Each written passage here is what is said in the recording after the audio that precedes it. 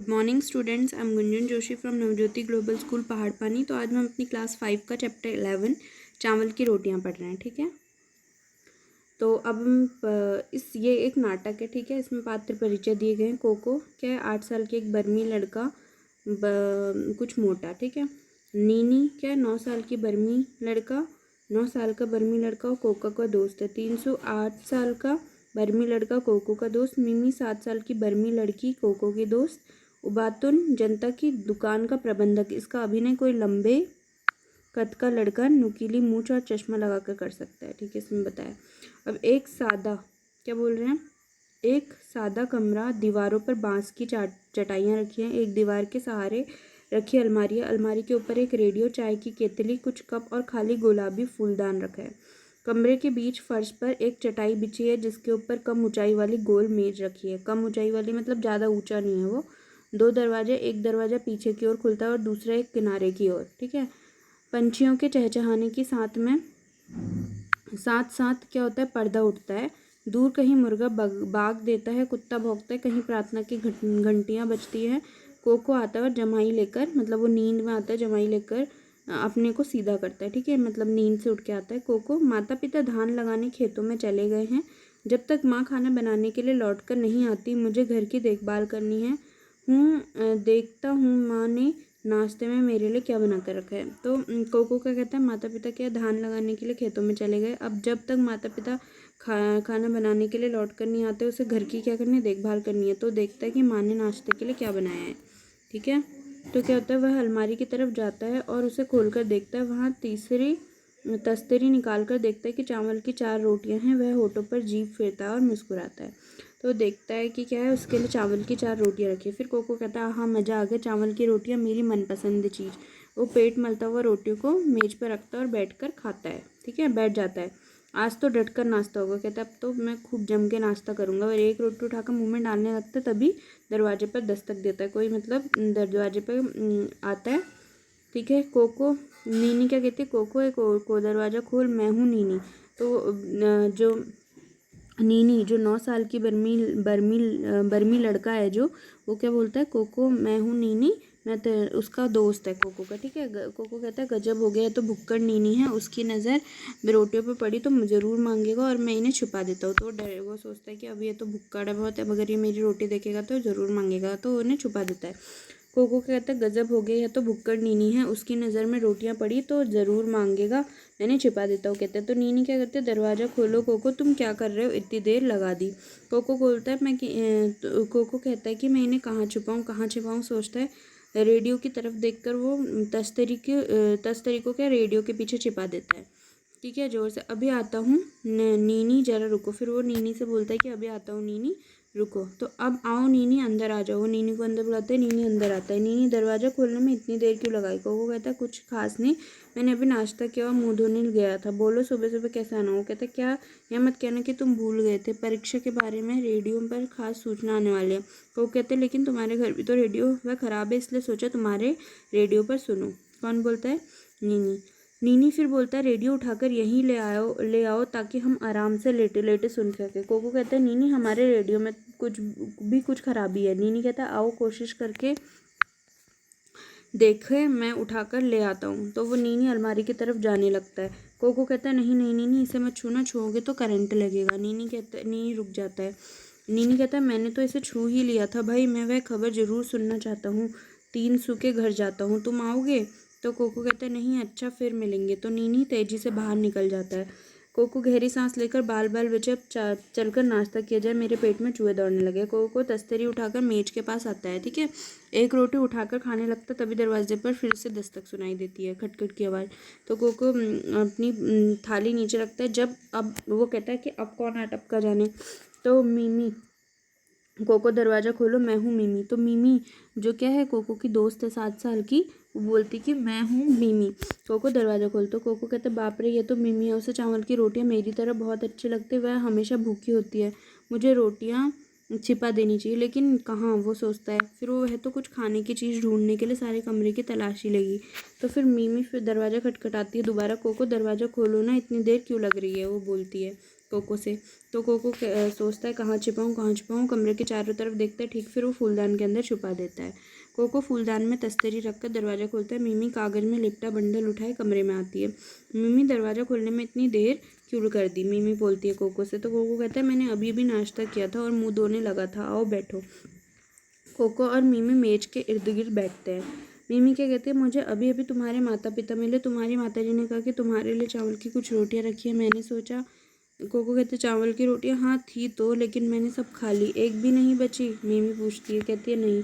तो वो कहते हैं कोको सॉरी मिमी, मैंने सब खा ली, पेट एकदम भर गया, लगता है आज तो दोपहर का खाना भी नहीं खाया जाएगा। मिमी कहती बहुत बुरी बात, मेरी माँ ने केले के पापड़ बनाए थे, मैं सोचा तुम्हारे साथ बैठकर खाऊंगी। मैं 4 पापड़ लाई हूँ, 2 तुम्हारे लिए 2 अपने लिए। सोचा था तुम्हारी चावल की रोटियां और मोटे पापड़ दोनों का बढ़िया नाश्ता होगा।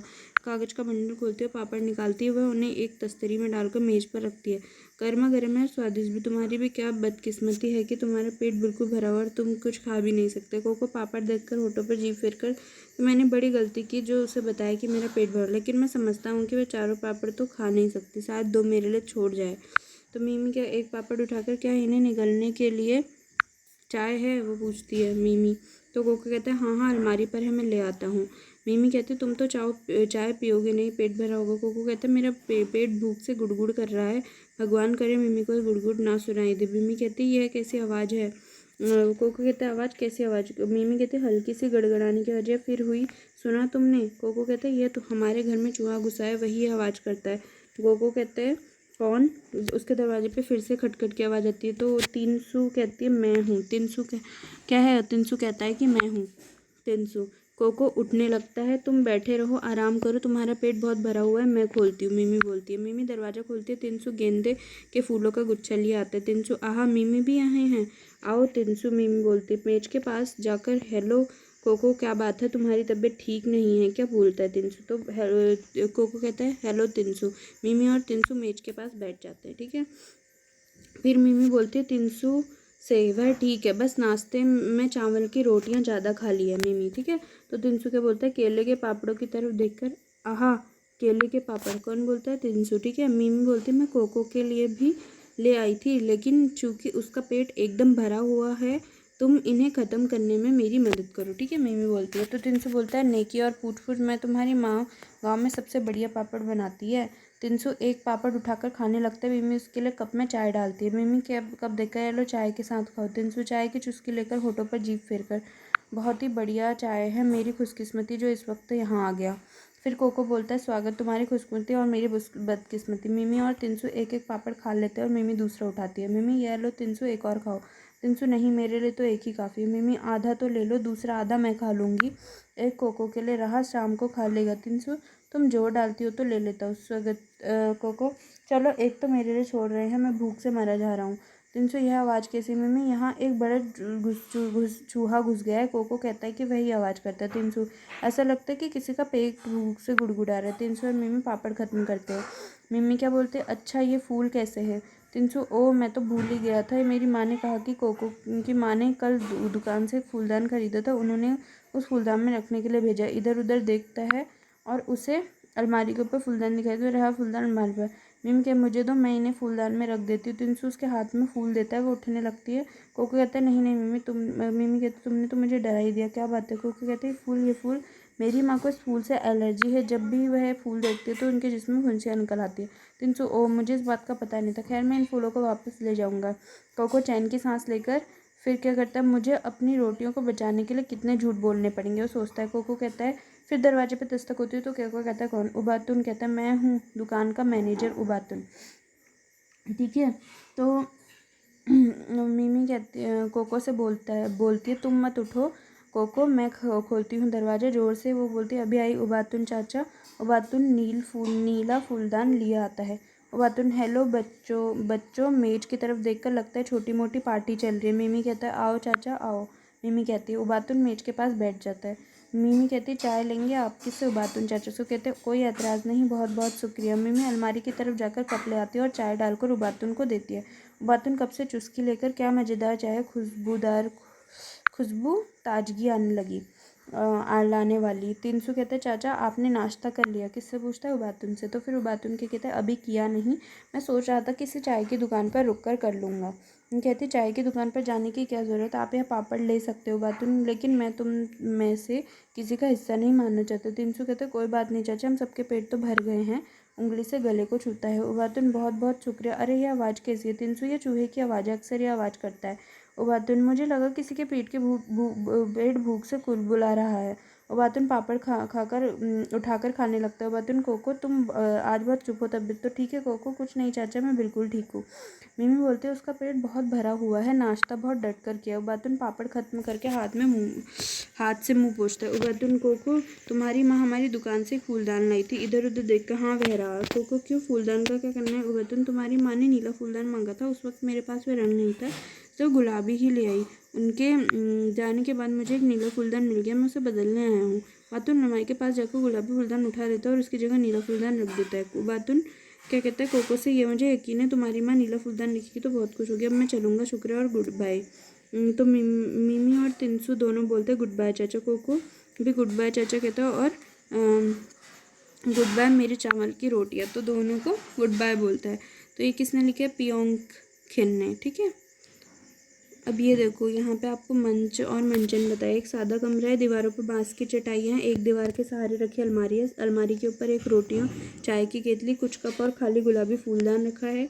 कमरे के बीच फर्श पर एक चटाई बिछी है जिसके ऊपर कम ऊंचाई वाली गोल मेज रखी। दो दरवाजे, एक दरवाजे के पीछे की ओर खुलता है और एक किनारे की ओर, ठीक है। पंछियों के चहचहाने के साथ साथ पर्दा उठता है, दूर कहीं मुर्गा भाग देता है, ठीक है। ऊपर लिखी पंक्तियों में कोको के घर के एक कमरे का वर्णन किया गया है। दरअसल नाटक के लिए मंच सजा है, किसी को यह निर्देश उसके लिए है। तो तुम इस वर्णन को पढ़कर उस मंच का एक चित्र बनाओ जो ठीक वैसा ही होना चाहिए जैसा कि बताया गया है, ठीक है। इसमें होता है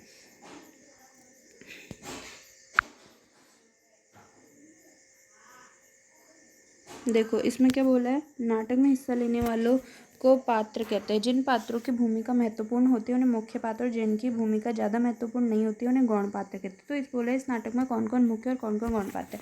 इस नाटक में मुख्य कौन है? कोको, क्योंकि उसी पे पूरी कहानी चल रही है। फिर उसके बाद है तिनसु और मिमी, ठीक है। और गौण पात्र कौन है? जो कुछ थोड़े समय के लिए ही जिनकी बात पे आई, वो है नीनी और उबातुन, ठीक है। पात्रों को जो बात बोलनी चाहिए होती है उसे संवाद कहते हैं। क्या तुम किसी एक परिस्थिति के लिए संवाद लिख सकती हो? इसके लिए तुम टोलियों में भी, उदाहरण के लिए खो खो या कबड्डी जैसा कोई खेल, उसके बीच में संवाद लिखना है, खेल खिलाड़ियों के बीच में बहस, तो ये आपको खुद करना है। क्या आपने कभी कोई नई चीज़ या बात दूसरों से छुपाई है या छुपाने की कोशिश की है? उस समय क्या क्या हुआ है? कोई भी बात अगर आप किसी से छुपाते हो तो वो बात खुलने का आपको डर रहता है, वो बात खुलने जाए उसके लिए आप झूठ बोलते हैं।